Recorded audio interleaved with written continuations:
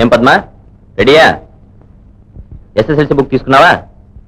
చూడు, ఇంటర్వ్యూలో వాళ్ళు అడిగే ప్రశ్నలకి తెలిసినా తెలియకపోయినా ధైర్యంగా సమాధానం చెప్పు. ఇదిగో వాళ్ళ ఆఫీస్ అడ్రస్, 11 నంబర్ బస్ ఎక్కి ఆర్ట్స్ కాలేజ్ దగ్గర దిగు. బస్సులోనా? కార్ ఏమైంది? కార్ నేను తీసుకెళ్తున్నాను, నువ్వు బస్సులోనే వెళ్ళు.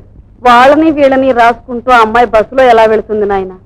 కనీసం ట్యాక్సీలో అయినా పంపించు, ట్యాక్సీ డబ్బులు నేను ఇచ్చుకుంటాను. అసలు ఉద్యోగాలు చేసే వాళ్ళందరూ బస్సులోనే వెళ్తారండి, కాబట్టి మీ అమ్మాయి కూడా బస్సులోనే వెళుతుంది. బస్సులో వెళితేనే కష్ట సుఖాలు అర్థం అవుతాయి. పద పద, ఇప్పటికే లేట్ అయింది. అమ్మాయితో పాటు నేను కూడా వెళ్తాను. చూద్దా అనవసరం, తను వెళుతుందిలేండి. వస్తానత్తయ్య.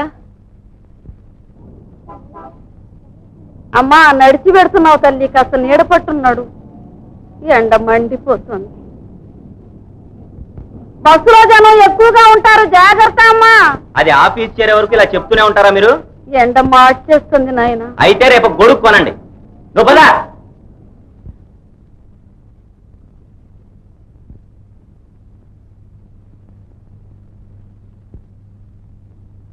నమస్కారం అండి. నమస్కారం. నువ్వేనా పద్మ? అవును. ఓహో, అంటే పద్మ వెంట వచ్చిన పెద్ద దిక్కేమో అనుకున్నాలే. అదేమిటి ఒళ్ళంతా కప్పుకున్నావు? తలే జ్వరమా? ఇది నా అలవాటు. సరే, ఒక ప్రశ్న. సైకిల్ చక్రానికి ఎన్ని స్పోక్స్ ఉంటాయో చెప్పగలవా? ఊసలు. ఇది బిస్కెట్ కంపెనీ ఇంటర్వ్యూనా లేక సైకిల్ కంపెనీ ఇంటర్వ్యూనా? జస్ట్ నీ జనరల్ నాలెడ్జ్ తెలుసుకుందామని అడిగాను. అది సరే, నువ్వు వచ్చింది రిసెప్షనిస్ట్ ఉద్యోగానికా లేక వంట మనిషి ఉద్యోగానికా? ఏమంటే రిసెప్షనిస్ట్ అంటే ఎలా ఉండాలి? నాజుగా, నవ్యతగా, కళ్ళు చెదిరేటట్టు, మనస్సు లాగేటట్టు, బెల్ బాటమ్స్, జీన్స్ అవి ఇవి వేసుకుని అందంగా కనపడద్దు. ఏం సార్, ఈ వయసులో మీకు ఇలా మాట్లాడడానికి సిగ్గు అనిపించడం లేదు? సిగ్గెందుకు? మీ చెల్లెలో మీ కూతురు ఈ ఉద్యోగానికి వస్తే వాళ్ళు కూడా ఇలాగే డ్రెస్ చేసుకురమ్మంటారా? ఇలాంటి దుర్బుద్ధే దుర్యోధనకు పుట్టింది. ఏమయ్యాడు? సర్వనాశనం అయ్యాడు. కళ్ళు చెదిరేటట్టు డ్రెస్ చేసుకుని వచ్చే వాళ్ళకే ఉద్యోగాలు ఇస్తానడం గౌరవస్తులు చేసే పని కాదు, కౌరవులు చేసే పని. అసలు మీలాంటి వాళ్ళ దగ్గరకు ఒక ఆడపిల్ల ఉద్యోగానికి రావడమే సిగ్గుచేటు.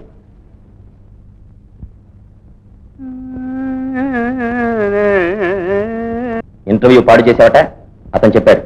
నీ నోటికి వచ్చినట్టు అలా వాగేవాటగా? వాళ్ళ ప్రవర్తన నాకు నచ్చలేదు. ఎందుకండి అలా కోపడతారు? మీరు వచ్చేలాగా ఏదో ఒక ఉద్యోగం చూసుకుంటానండి. చూద్దాం గాని సామర్థ్యం. ఏమిటి పట్టు చీర కట్టావు? ఏమైనా విశేషమా? ఇవాళ నాగుల చవితి, పుట్టలో పాలు పోసొస్తున్నాను. ఓహో, అవును. మీ అత్త ఎక్కడ? అత్తయ్య యాత్రకెళ్ళింది. యాత్రకెళ్ళిందా? నిన్ను ఒంటరిగా విడిచి? నాన్నగారు రిటైర్ అయ్యారు, అమ్మా నాన్న ఈ ఊరే వచ్చేసారు. అరే, ఇప్పుడు నేను ఉద్యోగానికి కూడా వెళ్తున్నాను. ఉద్యోగమా? ఎక్కడా? మీ సెక్రటరీ గారి భర్త రవిశంకర్ గారు లేరు, వారి ఆఫీస్ లో. ఓహో, రవిశంకర్ ఆర్ట్ సెంటర్లోనా? పేపర్లో అడ్వర్టైజ్మెంట్ చూసి వారి ఆఫీస్కి వెళ్ళాను. ఆయన మీ విజయలో కాదులేండి, చాలా మంచివారు, మర్యాదస్తులు. అందుకే అక్కడ ఉద్యోగం చేయడానికి ఒప్పుకున్నాను. ఇప్పుడు మీకు సంతోషమేగా? నేను ఈ ఊళ్ళో లేని 10 రోజుల్లో ఇన్ని విడ్డూరాలు జరిగిపోయాయన్నమాట. Good morning Padma. Good morning sir. Padma, నేను పెయింటింగ్ రూమ్ లోకి వెళ్తున్నాను. నా కోసం ఎవరైనా ఫోన్ చేస్తే పనిలో ఉన్నారని చెప్తాను. Thank you.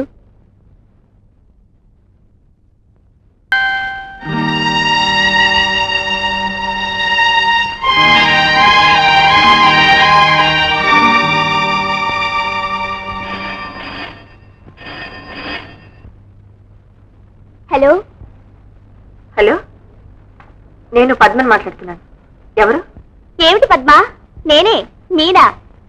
నీ బెడ్రూమ్ నుంచి మాట్లాడుతున్నా. ఏమిటి, పరావేళ బెడ్రూమ్ లోకి వెళ్ళడం అదే అలవాటు? ఇదేం బొంబాయి ఫ్యాషనా? అవును, నాకు తెలియక అడుగుతాను. మంచాలు విడిగా వేసారే, ఇది మెడ్రాస్ ఫ్యాషనా? అది నీకు అనవసరం, వారిని మాట్లాడమని. నువ్వు ముందు నాకు సమాధానం చెప్పు. మంచాలు ఎందుకు దూరంగా ఉన్నాయి? మీ ఇద్దరి మధ్య ఏవైనా గొడవలున్నాయా? ఏం బావా, నీ చెయ్యి ఊరుకోదా? ఏంటి, మరి ఇంకా ఆఫీస్కి వెళ్ళలేదా? అది తెలుసుకోవడానికేగా నువ్వు ఫోన్ చేసింది. అబ్బా బావా, నువ్వు నాకు చక్కిలిగిలి వేస్తుంది. నేను పద్మతో మాట్లాడుతున్నాను. మీరా, వార్త నేను పిలుస్తున్నాను చెప్పు, లేకపోతే నేనే వచ్చేస్తాను. అయ్యో, బాబుకు జలుబు, తలనొప్పి, ఇవాళ ఆఫీస్కి వెళ్ళలేదు, రెస్ట్ తీసుకుంటున్నారు. నువ్వు కాసేపు ఆగి ఫోన్ చేయి. ఇప్పుడు డిస్టర్బ్ చేయకు. మీనా మీనా హలో హలో నేను చెప్తాను చూడు. ఏమిటి? ఏమండి మీ మీనాను కొంచెం అదుపులో పెట్టండి. మరీ ఆశ్చర్యకరంగా ఉంది. ఒక్క నిమిషం ఎంత కలవర పెట్టేసింది. అసలు నువ్వెందుకు ఇంటికి ఫోన్ చేసావు? ఏదో మీతో మాట్లాడదామని. మా ఇద్దరి మీద నీకు అనుమానం, అందుచేత ఫోన్ చేసావు. భేష్, ఇదేనా ఉద్యోగం చేసే లక్షణం? రవి ఇక్కడ? పెయింటింగ్ హాల్లో ఉన్నారు. సరే, నేను వెళ్తాను. ఆగండి, అక్కడికి ఎవరు వెళ్ళడానికి వీల్లేదు. అసలు నేనే వెళ్ళను, ఆయన ఇక్కడికి రమ్మంటారు. Good, very good. సార్, ఏం పద్మా? మిమ్మల్ని చూడాలని మా వారు వచ్చారు. ఎవరు? రమేష్ సార్? అవును సార్. ఇదిగో ఇప్పుడే వచ్చేస్తాను. ఏమిటది? బాస్తో సెక్రటరీ ఇలాగైనా మాట్లాడేది? మా ఆయన వచ్చాడు, మా బావ వచ్చాడు, మా మామ వచ్చాడని, మిస్టర్ రమేష్ వచ్చాడని చెప్పాలి. అన్ని విషయాల్లోనూ మీ సెక్రటరీలా నడుచుకోవడం మాకు చేత కాదులేండి. Hello mister Ramesh. హలో. ఎప్పుడు వచ్చారు? ఇవాళ. ఇంతకీ మీ కొత్త సెక్రటరీ గారు ఎలా ఉన్నారు? ఈ ఉద్యోగం కోసం వచ్చిన వాళ్ళు ఎవరికి ఈవిడకున్న యోగ్యత లేదు. అలాగా? అవును. భారత నారీ సాంప్రదాయం ఏమిటో, సంస్కృతి ఏమిటో ఈవిడి దగ్గరే నేర్చుకోవాలి. మీరు నన్ను అర్థం చేసుకున్నంతగా ఇతరులు నన్ను అర్థం చేసుకోలేదు. మిస్టర్ రమేష్, మనం పెయింటింగ్స్ చూద్దామా? అలాగే.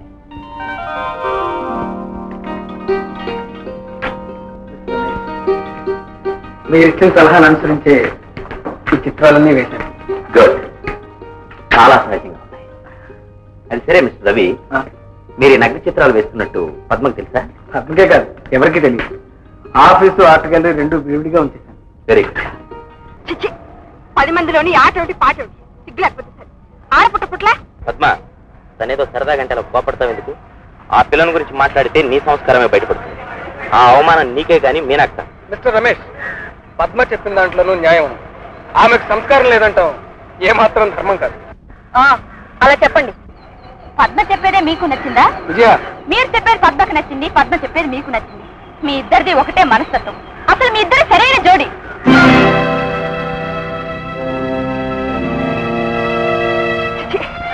ఇవాళ లేవగానే ఎవరు మొహం చూశాను? బావా, నేను నోరు మూసుకునే ఉన్నాను కదా, ఎందుకని అలా గొంతు దించుకొని గొడవ పెడుతుంది? జాలి మీకు నా మీద ఉందా? నేనేం పాపం చేశాను? నువ్వేదో తెలివి తక్కువగా వాగితే దాన్ని నేను సమర్థించాలా? ఎలా సమర్థిస్తారండి? మీరు విజయ్తో కలిసి నన్ను అవమానించడానికైతే మాత్రం బాగా సంస్కరిస్తారు. విజయ్ భాగవతాన్ని తెచ్చితే మీరు రామాయణం తగిలేస్తారు. మీరిద్దరు సరైన జోడి. ఆగిపోయావే? ఇప్పుడు నువ్వన్నదానికి ఆ విజయ్ అన్నదానికి ఏమిటి తేడా? ఎవరి పాడు కళ్ళు పడ్డాయో కాపడానికి వచ్చిన దగ్గర నుంచి నా కర్మ ఇట్లా కాలింది.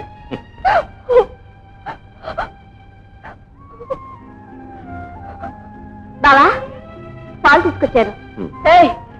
నిన్నెవరు తెమ్మన్నారే? నేను చచ్చాను అనుకున్నావా? పో బయటికి. పద్మ, బావా, పద్మనెందుకు కోపడతావు? అది సుఖపడదు, ఇంకొకరిని సుఖపడలేదు. అది ఒక ఉల్పి కట్టే. ఏం కూసావు? నన్ను పొమ్మంటానికి నువ్వెవరు? చూసారా చూసారా ఎంత మాట ఉందో? భార్యాభర్తల మధ్య దీనికేం పనండి? అసలు దీనికి బుద్ధి ఉందా? మంచాలు దూరమైనప్పుడు మధ్యన ఏ కంచరగాడిదైనా దూరొచ్చు. మా మధ్య 100 ఉంటాయి, 1,00,000 ఉంటాయి. నీకెందుకే విచారం? నాకేం విచారం లేదు. నా విచారం అంతా బావ గురించే. ఏమన్నా? నువ్వు ముందొచ్చావు, నేను వెనకొచ్చాను అంతే. Good night. పద్మ, నువ్వు ముందు ఈ మంచాలు దగ్గరయ్యే దారి చూడు. నేనిక్కడి నుంచి వెళ్ళిపోవడమో ఉండడమో దాని మీదే ఆధారమవుతుంది. Good night.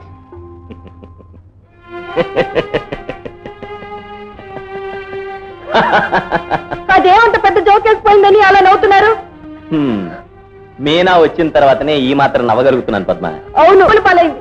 ముందు దాన్ని బయటకు పంపిస్తారా లేదా? అందుకు సమాధానం ఆ పిల్లే చెప్పిందిగా, వేరే నేను చెప్పాలా? అంటే మీరిద్దరు కూడబలుకుని నన్ను ఇలా చిత్రం చేస్తున్నారా?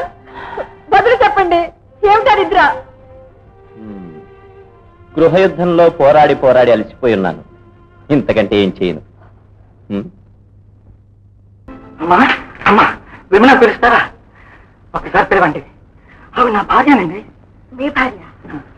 ఇక్కడికి ఎవరు రాలేదే? అడ్రస్ తప్పేమో. కాదమ్మా, ఇది రవిశంకర్ ఆర్ట్ గ్యాలరీగా. అవును. మా ఆవిడ ఇక్కడికే వచ్చింది. నాకు తెలియకుండా ఇక్కడ ఎవరు రావడానికి తెలియదే. మీకు తెలియకపోవచ్చు, రవిశంకర్ గారు తెలుసు, వారిని పిలవండి. చూడండి, వారు ఇప్పుడు పనిలో ఉన్నారు, పిలవడానికి వీల్లేదు. అలా అనకండమ్మా, నా పరిస్థితి అర్థం చేసుకోండి. మా అబ్బాయికి చాలా సీరియస్ గా ఉంది. వాడి ప్రాణం కాపాడడానికి ఆవిడ ఇక్కడ పనిచేస్తుంది. దానికి కడసారి చూపులైనా లేకుండా చేయకండి. వేల మించిపోకుండా ఒకసారి పిలవండి. హలో సార్, సార్, సార్, ఉండండి, నేనే పిలుచుకొస్తాను.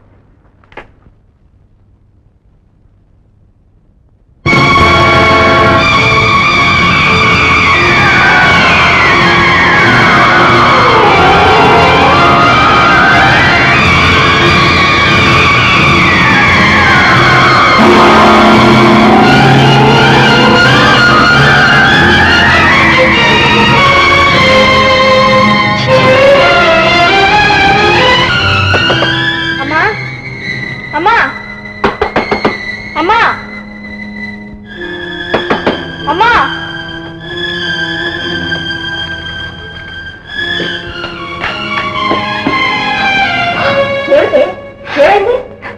ఎందుకలా ఏడుస్తున్నా? ఇక నేను అక్కడ ఉద్యోగం చేయను. నేను ఎలాంటి నరకంలో ఉద్యోగం చేస్తున్నాను నాకు ఇప్పుడే అర్థమైంది. ఏమిటి నువ్వనేది? ఒంటిని బట్టలేని అమ్మాయిని ఎదురుగుండా పెట్టుకుని బొమ్మలేస్తున్నాడు. ఓ ఇంతేనా అతను ఆర్టిస్టు? అందులో తప్పే ఉంది? తప్పే లేదా? ఒక ఆడది ఒక మగాడు ముందు ఎందుకే అనవసరంగా ఆ పిల్లని ఆడిపోతుంటావు? అతను అందాన్ని చిత్రీకరిస్తున్నాడే గాని అంతకంటే ఏ దురుద్దేశం లేదు. అతనికి సాయపడటానికి వచ్చింది ఆ పిల్ల. అంత మాత్రాన దుష్టాలవుతుందా? లేకపోతే అది పతివ్రత? అసలు పతివ్రత అంటే ఏమిటో నీకు తెలుసా? భర్తను కాదని పుట్టేందుకు పారటం పాతివ్రత్యమా? పాపం ఆ పిల్ల బ్రతుకు తెరువు కోసం తన సౌందర్యాన్ని ఒక పరాయి మగోడు ముందు పెట్టింది. కానీ నువ్వు బ్రతుకు పంచుకున్న భర్తకే అది కాదని నిరాకరించావు. అదేనా పాతివ్రత్యం? చూడు, భర్త కోరిన కోకలు కట్టుకుని ప్రియమైన పువ్వులు పెట్టుకోవాలి. అతను మెచ్చుకోవటానికి లేని అందం, అప్పుడే నీ జీవితానికి ఆనందం. తెలుసుకో.